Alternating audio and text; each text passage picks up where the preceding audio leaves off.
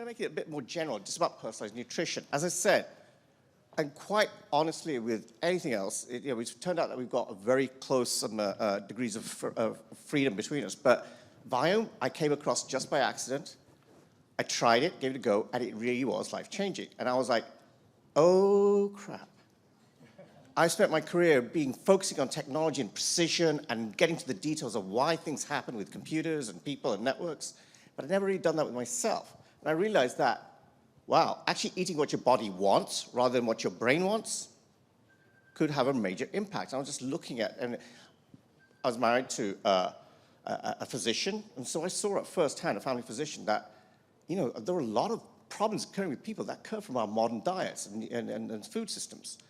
And so this panel, and Mike asking me, Mike and I have worked together for like 20 years now.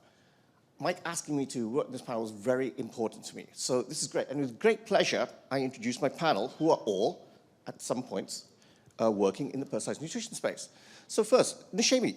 Noosheen Hashemi from January.ai. January AI. Noosheen, do you want to just give a couple of words about what you do at January? Or what does January do? Sure. January is an AI company. It collects a bunch of data on people for a few days, and it predicts their next glucose level. So ChatGPT predicts your next word. Basically, we're able to predict your glucose response to any food you might be eating at Cheesecake Factory, or you might buy at the grocery store, a recipe you might pick. It's quite useful. And if you haven't downloaded January AI, please do. We have spent 6 or 7 years in research, and our freemium product that we just launched a few weeks ago does not use sensors at all. No smartwatch, no continuous glucose monitor, but it's based on millions of data points from thousands of people who have worn a smartwatch, who wore a CGM, and we're very, very, very excited about it, and we're very excited to get feedback from you all. Thank you, Hashemi. And next is Victor Penev from Edamam. Victor, do you want to say a couple of words about Edamam? Yeah, absolutely. First of all, kudos to January. By the way, I've known them for a while. They do an amazing job, so do download the app. So we are actually a data company. I like to think of us as the data plumbing for a lot of food, health, and wellness businesses.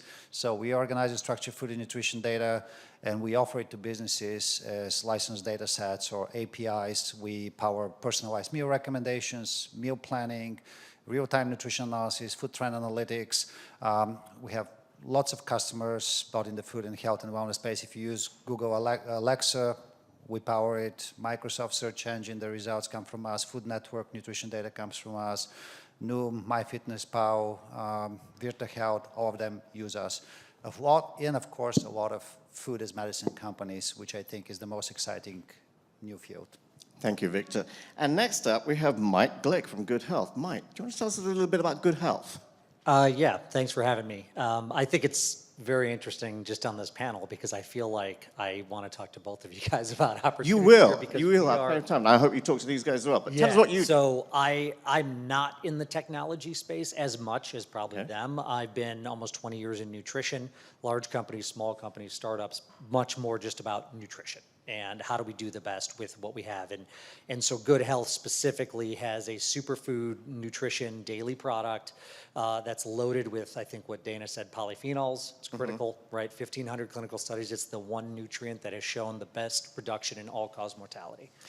Mike, I was going to say, you look fantastic for 97 years old. Yeah, Yep, so excited to be here. So we do a personalized nutrition on our website. You can see it's clinically, we actually just presented in Boston at a medical conference on some clinical data that shows what we can do to endothelial cell function, which is basically the 60,000 miles of blood vessels in your body. Our product used twice a day for 2 weeks, clinically proven to improve it. Okay, cool. Now, one of the things, my background is actually technologies, companies, startups, innovation stuff, and I always look at and say, what was the motivation behind starting this? Because behind that is a key root, right, as to reason, etc. Victor, I'd like to start with you, because yours was short, sweet, and direct. So, I love food. Is that good enough? Yeah, that was good, but you also had a bit of a motivation as to... I'm a long-term entrepreneur, 30 years, built 4 companies, had good exits, whatnot. So I was sitting about 10 years ago and looking at what can I do that I really love and I can solve with technology. And I was actually lying on a beach in Thailand during a detox, and I was like, I'm thinking about food 4 or 5 hours a day. I should do something in food. So we identified the problem of people trying to figure out what to eat. Usually there is a lot of contradictory data, as Mamu earlier pointed out. There's a lot of incomplete data, inaccurate data, whatnot. So we set out to organize the world's food knowledge so we can give it back to people so they can make the right decisions and live up to 120 without chronic conditions or mental illness. That's the motivation. Wonderful, thank you. Mike, a few words about why good health came about. I think it really just came about because I've been in the food industry for a while and kind of at this crux of food and nutrition and medical. And what is clear is the entire medical industry, right? Doctors get about 4 hours of training on nutrition in their medical school because they're trained to diagnose, treat through drugs, devices, and procedures, not nutrition. And then the food industry has no care about nutrition or health care, right? It's more about taste and things like that for the most part. Profit. Yeah, big food, I'm not right? probably, So I love capital. anyway, so that's the thing, right? It's very altruistic, if you will, but it's true. This is what we're trying to do, and I've seen both sides. I've been involved in the business along with my co-founders, and we're trying to kind of fix some of the problems that have been caused. Excellent. Now, Noosheen, yours is a bit more personal. So do you want to tell us a little bit more, Sure. a bit more about that? Because Yeah, I was dealing with a chronic condition myself, and my mother was misdiagnosed as having asthma, but she actually had heart failure, and she almost died almost multiple times. Oh, wow. Serious, long hospitalization periods. My father was diagnosed late after having had one cancer already and being under the care of an oncology department for 8 years, was then told that he had stage 4 of the next cancer.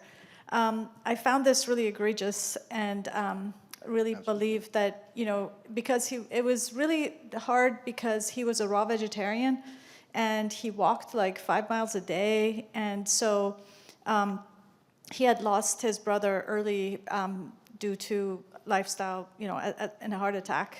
So he had changed his life around. And for 25 years, he'd been amazing. So I didn't expect him to die so soon. So I was looking for prevention. We know more. Why don't we tell people? Why don't we make them aware? And this idea that people can't handle the truth or they don't want to know is really a crazy idea, because I believe in total agency. I believe you should give people information if they want to have it. You should make it available to them. So I was looking for answers, and I came. I'm a really good researcher. I was researching, peeling the onion, and came to this idea of multiomics, which a lot of people have talked about. Momo talked about it in terms of how they take different types of omics. They take saliva and blood and microbiome, multiple things. And I came across multiomics, and my co-founder, Mike Snyder at Stanford, has been running this study for nearly 10 years, the IPOP study, which is the largest multiomic study that's been done, and that looks at every omic that you have. And his team was able to diagnose 46 diseases before the person had any symptom whatsoever. They're just going around thinking they look healthy on paper. They look healthy in tests, in regular metabolic panels, they have normal A1C, but they have crazy blood sugar going up and down. So I reached out to Mike Snyder, and I told him I was interested in multiomics and how we bring multiomics to the masses and this idea of prevention. And he said, actually, I've been wanting to do that. And by the way, I have type 2 diabetes. Why don't we start with that? Okay, wonderful. Thank you. I mean, that's a very moving story. My one instant thing from that and from what you said is that you guys are doing a lot of research into things that seem hidden to us as individuals and consumers, right? So are we battling just core instinct here, or are we battling some sort of miseducation? Shouldn't we be eating all those good foods from nature that we already do? I mean, what I'm trying to say is this, we've got scientific evidence, but are we just battling against, nature? And I realized this when I started taking Viome and improved my diet, that actually, wow, I'd just been eating all the things I wanted to, or I thought I craved and wanted to eat, but they were really doing a lot of bad. Yeah, I mean, we have structural problems. So we have we used to be hunter-gatherers, so we used to actually eat meat very rarely. We used to eat honey or sweets very, very rarely whenever we found honey. Mostly we were eating lots of fiber, 100 to 150 grams of fiber a day because we were eating tubers. Wow. In a matter of 10 to 12,000 years since agriculture, we've thrown everything out the window. We're eating highly processed foods, ultra-processed foods. We don't have enough fiber. So the average person is getting 10 to 15 grams of fiber a day, where men need 30 to 38, women need 20 to 25 grams of fiber a day, and they're hardly getting anything close to that. We're in this, and then the overuse of antibiotics, our gut microbiome is in this like collective dysbiosis, and we are in this chronic inflammation, which is bringing on a lot of chronic conditions to us. And then we really, since the mid-50s, since the middle of last century, cars came about, TVs came about, and these are really big, big factors in our lives where we have become more sedentary in our lifestyle. So there are multiple structural things that have landed us here, but our way out is going to have to be a lot of agency for people. They need to realize governments can't make you healthy, neither can your doctor. You need to own your health 100%. You need to be curious about it, interested. You need to learn, experiment, and act. Okay, Noosheen, so that's actually raised. Victor, go ahead. You were going to say. No, I was just going to say, to just build on that, we are fighting the agriculture food industrial complex, right? Monocultures, soy, corn, grown because of profit, processed foods because of shelf stability, all that stuff, and they make them super palatable. I mean, you read the label of a processed food, there's 35 ingredients, of which 25 you don't recognize the names of. They're poisonous, they're toxins, but they make you want more. So you come back for more, and that's comfort food, right? The nachos and the Cheetos and all that stuff, that makes you come for more. So we need to fight back, but I'm optimistic because if you pick nice food, just grown, like a tomato that was just picked, it is delicious.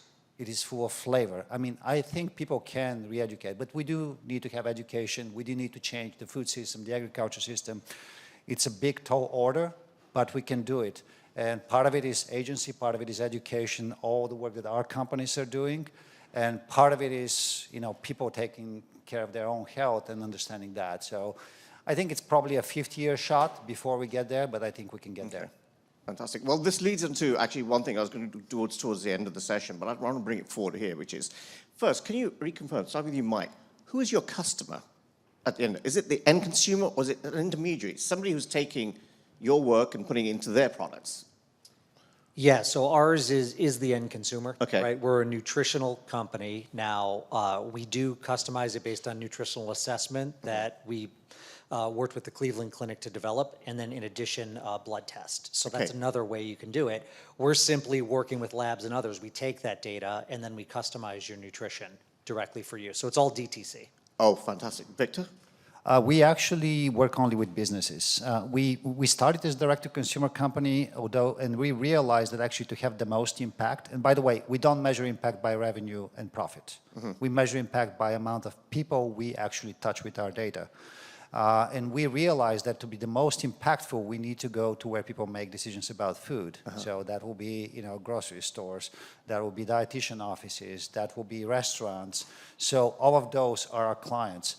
And we're very proud, because of deals with Amazon and Microsoft and the likes, that we reach now over 2 billion people with our data. Nobody knows it, but that's how we measure our impact. That's cool. Noosheen, and who's your end customer? So we have direct-to-consumer customers, but we also have food companies like Nestle and Mars as customers. So they come and they use our digital twins in their R&D process. So they want You to have know, digital twins. We have digital twins. That's what we've been creating for 6 years. We have digital twins. We have many of them, and we have digital twins that have diabetes. Do you want to just describe that quickly? Because I do a lot of things for the NSF, I understand, but what a digital twin is and its impact. It's building a digital twin is basically building a mathematical model of one of your systems, or many of your systems. We have built digital twins of your metabolic system. What are the inputs? What are the outputs? What are the things that impact it? When does it go upregulate? When does it downregulate, et cetera? And so we use that. We have people. So these are digital twins of actual humans. They are not simulated. You do use simulations in AI when you're doing research. But these digital twins are twins of actual humans that have gone through the January program. And so we have them of people with prediabetes, people with diabetes, healthy people. So we can actually feed foods to them. We can feed SKUs of food companies, and we can see how they're going to react to these foods. And we give them basically cloud curves. We give them specific curves. You know, we can give you specific curves for individuals, but we also give them cloud curves. And it's really interesting because we found, you know, what we won't disclose really, but we do a bunch of these tests on our own. And, you know, your average candy, chocolate candy bar, some are better than others, and some are really, really, really bad. Like, I personally won't touch Last thing we need is this conference to be shut down, but afterwards, let's all have a chat with Hashemi. Yeah, definitely. So that's a B2B business, and we also are trying to give our glucose insights now via API to other businesses. So Okay, that's the question I was going to lead on to. Yeah. I mean, Mike and I have worked together, whatever, 20 years now, Yes. and we've essentially seen the internet go from being products into platforms. Absolutely. I think within all what you do, is there a platform? Because I see it making a bigger impact, and it's something that the other bigger business ecosystem can tap into. So do you want to talk a little bit about that and the opportunity there? Let me just say So- that you can have the January experience inside your product through APIs. Just come see me. We have APIs available. Everything you see in the January app, which is the food scan, where you can point at a picture and get all its ingredients and see its impact on your Yep. blood sugar, and also hack it. You can do barcode scan. You have Hashemi, 32 million with all foods in the politeness, can I database. move on to Victor? Of course. We will get people to get your app, that's for sure. But Victor, do you want to talk about, because you thought a little bit about actually empowering the bigger ecosystem, the business ecosystem, and other partners. Yeah. So just a note, I don't think one company is going to build an end-to-end solution. Maybe some will try, like Apple and Google and whatnot, but I think there will be a lot of companies like Noosheen's company, like Mike's company, that will have to participate to build an app platform, an ecosystem to make an end-to-end solution, from understanding the person, recommending the food that they should eat, helping them buy it, helping them cook it, et cetera, and do it again. What we think of it is we are a data company. Ultimately, at the bottom of all this is data, personal data, food data, et cetera. So if you provide the accurate data deep enough, then you can help the system grow. So that's how we think about it. Not necessarily a platform, but let's give the plumbing. Mike, I saw you agreeing and nodding here. What's that? I definitely agree. I mean, I think it is a platform for us specifically. It's more about the product solution, you know, outside of exercise and sleep, which is all critical. It's nutrition. What can you do with nutrition? And that's where we feel we can come in and specifically look at where people were, use nutrition, and then measure them again and see an impact, some kind of health impact across, you know, reduced inflammation, you know, heart health. There's a variety of areas that we're measuring. Okay, wonderful. Now, we've got 5-6 minutes left. I do want to get questions from the audience and stuff, but I'm going to kick off, so feel free. And I get to do my, you know, daytime TV, walk around with a microphone and ask questions. But I would love questions from the audience for this panel because, yeah, as one beneficiary of, you know, of personalized nutrition, and it's alarming thing. It's like clear. So actually, a large part of it is going to be audience education, both business, teaching them how to use your things and its benefit to their end customers, but also, you know, just teaching people out there that actually, yeah, it kind of matters what you put in your mouth, you know, and the TV advert isn't actually your best friend. So how are you going to address that? That's a titanic, you know, effort, Herculean. It is. 1 out of 3 people has prediabetes in the US. That's 96 million people, and 90% of them don't know they have it. And 37.5 million people have diabetes in the United States, and 22% of those people are undiagnosed. So education is critically important. That's where I think agency comes in. People need to ask themselves, could I be one of those people? How can I know? A1C test, Walmart, $30. Find out. If you're going to your doctor, it takes too long. You know, there are lots of ways of taking matters into your own hands. Excellent. Excellent. Yeah, I would just say, I mentioned it's a 50-year shot. I don't think we're going to change Right. it today. We're going to change it in 5 years. But I'm optimistic that we can change it because people are becoming much more aware. Governments are becoming freaked out because of the obesity epidemic. And in the US now there is a food as medicine program which actually helps in that direction. There is education, there is data. Eventually it's going to happen. You guys, I don't know, some of you probably have... The number one CDC issue is diabetes. Yeah, and all the comorbidities. I mean, if you have diabetes, you have cardiovascular problems, you have Alzheimer's risk, and et cetera, et cetera, et cetera, et cetera. But if you've lived through smoking to non-smoking, it took about 20, 30 years of education, government, et cetera, et cetera, et cetera. Food is even more complex and intractable problem. But the good thing is people have to eat every day. They don't have to smoke every day. So there is a way with every meal there is a chance to correct it. So it's a good thing. Yeah, Mike. Yeah, I was going to mention the smoking thing as well, right? You look at the 50s or whatever, where literally 50%. Oh, I have anecdotes of AMA meetings being in a haze of smoke. Yeah, it was 50s and 50% of the country smoked, and now it's still high. It's 18%, which is amazing, right? Almost 1 in 5. Yeah. But it continues to reduce, and I think people know, right, that they need to eat better. Everyone knows, right? You need to eat better. I think it's hard to do, though, and what Momo shared about recipes and ideas, like that's one of the biggest things, is how do we make it simple? How do we reduce ultra-processed, use more whole foods, but make it simple somehow? It's got to be easier. And so that's where I'm focused, and I know there's a lot of other, when I go to like food conferences, that's really where their focus is. How do we make healthy, simple, and convenient? Because then people can stick with it. The people I travel to work with on the bus, they don't go to food conferences. So how are we going to address that, Mike? Make it cheap.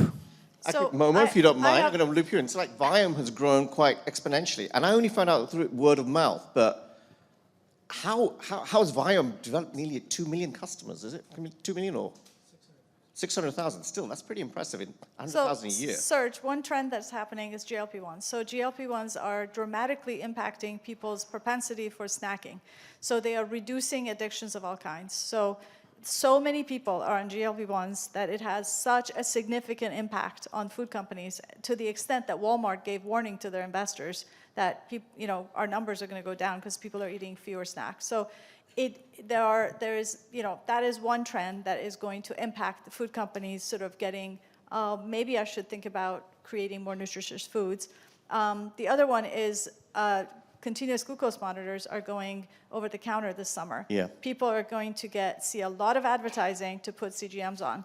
And when they do that and they see what's happening when they stick that Oreo in their mouth, they're going to learn about bliss point and what he was talking about, which is that addiction point. Enough fat, sugar, and salt to keep getting you to keep eating. And I think the answer is make it cheap. I mean, ultimately, the food as medicine program in the US, Medicare, Medicaid, covers the meals of people. So if the cost of you eating healthy becomes zero, it is a lot easier to switch to healthy food. So why don't they tax it then? Why don't they tax Agree. snacks? Good idea. Talk about Congress. Yes, that's right. The lobbyists might have something to say about that. I think somebody in the White House tried to go after the food industry, Michelle Obama, and she got shot down so hard. She was like, children, just move. Actually. Yeah, we all thought tobacco lobbyists were bad, but yeah, the food lobbyists is crazy. In New York, the ex-mayor Bloomberg tried to ban the 24-ounce and above drinks. He got shut down, because people were messing up with it. He was messing with their freedoms. So it's a purely American story. Well, hey, be careful there. I'm now Americanized. So, okay, I'd love questions from the audience. Last question. Heck, come on, this is good. Thank you. Hi, good afternoon. Thank you all and congratulations, and Momo as well. I think it also is very impressive, the work you're doing. My question is, how do you think restaurants and food services are gonna play a role or integrate in all these data ecosystems or this personalized nutrition future if eating out trends increase, or like I get my results and I can choose what to buy and what to cook somehow, but my short answer, you should be able to have data at your fingertips. I think our future is a multi-omics future. All the tests you're taking will end up in one place. Hopefully you analyze those, figure out what to eat. You sit in a restaurant, you pull up your app, You look at, right now, you can pull up the January app and see your blood sugar curves for every dish in a restaurant. You'll have more data at your fingertips. You won't go for the red and the orange, you'll go for the green, and it'll be So, easy. but the restaurant offer data is going to be somehow integrated? Eventually, it's a very, very difficult area because restaurant is a very fragmented industry and chefs are hiding their recipes or they're writing them really with a pencil on a piece of paper and sticking it up for people to cook. But there is consumer-driven demand for more nutritious, more fiber-rich, more protein-rich foods. And so eventually that's shifting. So if you're an enlightened restaurant, I think start putting more healthy food on your menu and start putting more data so that people can select. And eventually that is, you'll be on trend, not maybe right away, but eventually you'll be on trend. And what is more interesting, the zillennials that we talked about that are all squeezed and et cetera, they're willing to pay up to 30 to 40% premium for better food. So you can charge more, have better margins if you produce better food. Thank Like you. Olipop. Thank you. I'm afraid we're going to have to move back onto schedule, so I would normally allow a few more minutes here for other questions, but please feel free. We're going to move to break now. I would like everybody back on time on the schedule because guess what? We get overage charges. We're late here. So please, a round of applause for our panel, and please do talk to them during the break. I urge you. Thank you.